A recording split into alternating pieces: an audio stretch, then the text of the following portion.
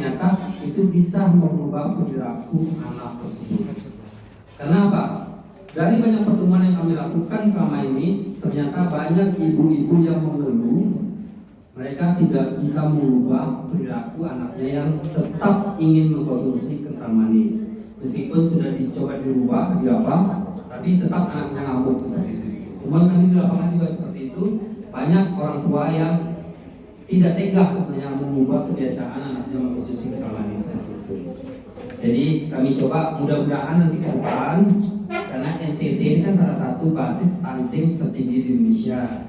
Mudah-mudahan program untuk merubah perilaku ini bisa kami terapkan juga nanti di NTT. Ternyata itu bisa mengubah perilaku anak tersebut. Kenapa? Dari banyak pertemuan yang kami lakukan selama ini, ternyata banyak ibu-ibu yang mengeluh mereka tidak bisa mengubah perilaku anaknya yang tetap ingin mengkonsumsi kental manis. Meskipun sudah dicoba dirubah, tapi tetap anaknya ngamuk seperti itu. Teman kami di lapangan juga seperti itu. Banyak orang tua yang tidak tega sebenarnya mengubah kebiasaan anaknya mengkonsumsi kental manis. Jadi kami coba mudah-mudahan nanti ke depan, karena NTT ini kan salah satu basis stunting tertinggi di Indonesia. Mudah-mudahan program untuk merubah perilaku ini bisa kami terapkan juga nanti di NTT. Saya jelaskan dulu bahwa ini adalah program kerjasama antara pimpinan pusat Muslimat NU dengan YAICI ya. Kenapa Muslimat NU ingin terlibat dalam penanganan stunting? Karena sebenarnya nanti materinya itu ada bahwa kita PP Muslimat NU memang konsen di bidang kesehatan, pendidikan, keagamaan dan lingkungan hidup, di mana salah satunya berarti kesehatan kan. Nah, kesehatan itu salah satunya adalah pencegahan stunting, karena stunting itu merupakan program nasional, sudah ada instruksi presidennya, sudah ada pergub di tiap provinsi. Dan kenapa kita PP Muslimat NU menunjuk datang programnya ke Kupang ini, karena dari data nasional kan NTT itu tertinggi angka stuntingnya, sehingga program kami kami fokuskan di sini. Nah, tadi pertanyaan Mas, kenapa Muslimat ikut terlibat? Karena itu visi Muslimat NU, misi Muslimat NU, kita ikut dalam program-program kesehatan, salah satunya ini. Itu mungkin yang bisa saya jelaskan. Berarti memang karena masalah stunting di NTT ini memang sangat tinggi sekali sehingga ya, NTT tertinggi, makanya kita ke sini. Dan stunting adalah program nasional yang memang kita harapkan angka stunting 14% ya. Tapi sekarang NTT aja katanya tadi saya dari data provinsi itu masih di atas 30%. Jadi masih cukup tinggi gitu. Langkah apa yang dibuat nanti Bu ke depannya?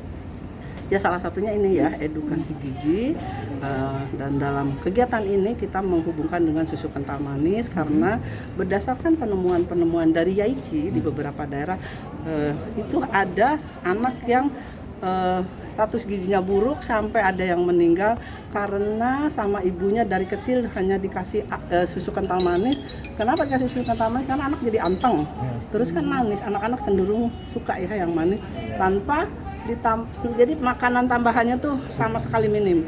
Itu fakta-fakta di lapangan. Makanya dari kejadian-kejadian yang terjadi itu kita meneliti fokus ke penggunaan susu kental manis. Dan alhamdulillah mungkin sekilas bisa saya jelaskan bahwa kerjasama ini udah sekitar 4 tahun, 5 tahun.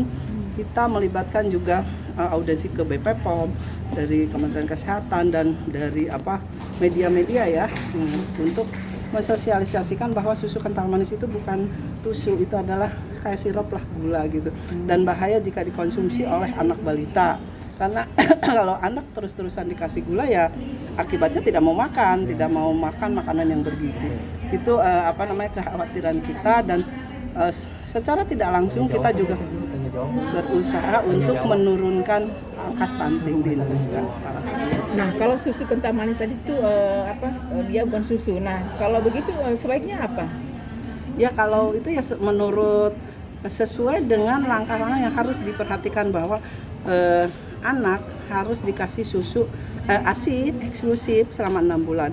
Sesudah 6 bulan harus diberikan makanan tambahan, makanan tekstur lembek ya, biasa Iya sih. dengan memenuhi kebutuhan gizi. Ada proteinnya, ada, tidak harus yang mahal. Proteinnya bisa dari tempe, karbohidratnya tentunya dari tepung-tepungan, beras dan sebagainya. Vitaminnya bisa kacang hijau, kacang merah di blender dan sebagainya. Tapi kan sekarang pun banyak makanan-makanan yang sudah siap saji yang memang memenuhi standar gizi untuk anak-anak. Jadi diusahakan jangan sampai dikasih susu kental manis, itu yang kita sosialisasikan. Karena apa? Susu kental manis itu kayak orang anak bayi dikasih permen, ya gimana lah, akibatnya kan kurang bagus gitu. Mohon maaf. Kalau Ya. dari yang sendiri, maksudnya dari organisasi ini atau dari lembaga ini, mungkin ada yang mau dikasih? Maksudnya? Ada ini kan selain penyuluhan nih. Ya, untuk daerah NTT Ya. kami juga membawa program Ya. NTDS namanya. Itu merupakan program kami, merupakan dompet digital punya Muslimat NU yang akan disosialisasikan di pengurus Muslimat NU di se-Kabupaten Kupang ini. Kebetulan kami turun, jadi kami Muslimat NU sekalian turun dengan program. Ada program-program organisasi yang kami sampaikan, karena kan mumpung kita turun ketemu dengan konstituen kita, ketemu dengan pengurus-pengurus kita di bawah, karena Muslimat itu strukturnya dari pusat Muslimat, lalu pengurus wilayah, ada cabang setingkat kabupaten, ada anak cabang setingkat kecamatan, dan ada ranting setingkat desa, sampai anak ranting. Jadi kita strukturnya udah ada. Jadi saat kita turun tidak hanya sosialisasi program saja, tapi keorganisasiannya juga kita sampaikan. Ada program apa di pusat yang harus diadopsi di bawah. Itu jadi misi kita tuh, selain membawa program untuk daerah. Ibu, oke, Kalau untuk untuk NTT sendiri baru pertama kali itu sudah. Kalau NTT, kalau bidang kan di Muslimat itu tidak hanya bidang kesehatan, ada pendidikan, ada luar negeri, ada lingkungan hidup, ada program-program. Kebetulan saya ketua yang membidangi kesehatan, lalu ada juga teman saya yang membidangi pendidikan. Di sini kita membina PAUD-PAUD, kita punya yayasan pendidikan Muslimat NU. Nah, disitulah kita membina PAUD-PAUD TK RA yang di bawah naungan Muslimat NU. Lalu ada yayasan kesejahteraan, tidak hanya kesehatan, jadi sosialnya di sini. Kalau ada apa-apa kita selalu ini dengan pusat. Itu mungkin. Baik, Pak Arif sebagai Ketua Yayasan YACI, mungkin sedikit pernyataan untuk kegiatan ini, Bapak. Ya, ini kegiatan kami di NTT ini, di Kupang ini sebenarnya tindak lanjut dari penelitian sebelumnya tahun 2020. Sebelumnya kami sudah melakukan penelitian kerjasama dengan Muslimat NU. Jadi kami meneliti tentang persepsi tentang susu kental manis. Jadi bagaimana kami melakukan penelitian itu, ternyata kan selama ini persepsi tentang kental manis itu sekarang disebut kental manis, bahwa itu sebagai susu, dan banyak ibu yang memberikan pada anaknya itu sebagai pengganti ASI sebenarnya. Jadi itu sangat salah, padahal itu tidak lebih dari sebagai topping makanan atau pencampur minuman. Jadi ke Kupang ini sebenarnya tindak lanjut dari kegiatan itu, dan kita coba juga melihat juga yang ada sekarang di lapangan. Makanya sebenarnya habis acara ini kami berusukan, kami datang nanti ke masyarakat, kami coba riset kecil-kecilan juga, itu kami bandingkan dengan data-data yang tahun 2020 kemarin. Berapa persen Pak kalau misalnya dari penelitian? Kalau untuk Kupangnya sendiri di hasil penelitian yang sebelumnya itu sekitar yang masih memberikan konsumsi kental manis itu sekitar masih ibu-ibu yang di sini sekitar 23%-an. Gitu. Berarti Jadi yang lainnya 20-an masih 20% gitu. Itu cukup tinggi ya kalau bisa dihitung. Sebenarnya sih seharusnya tidak diberikan. Karena apa? Anak yang masih balita tidak boleh mengkonsumsi gula sebenarnya. Tapi karena persepsi itu sebagai susu, itu masih banyak orang tua yang memberikan anaknya sebagai susu sebenarnya. Bapak, jenis edukasi yang diberikan itu seperti apa? Apa hanya melarang, mengenalkan bahwa kental manis itu berdampak negatif, atau ada edukasi khusus? Kami yang udah kami lakukan khususnya di Jakarta, kami ada program 21G namanya, itu bagaimana cara mengubah perilaku anak-anak yang sudah kecanduan kental manis.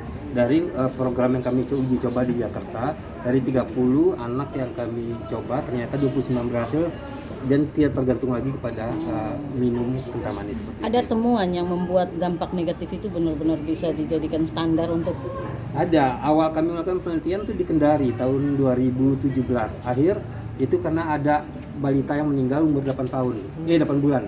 8 bulan namanya Karena konsumsi Arisandi. itu? Karena dia kelebihan konsumsi kental manis, kami lakukan penelitian di sana. Kami riset sekitar ada 400 ibu rumah tangga, kami jadikan sebagai survei. Dan hasilnya saat kami melakukan penelitian awal di Kendari itu 97% ibu-ibu mengatakan bahwa kental manis adalah susu. Itu sebelum ada peraturan dari BPOM.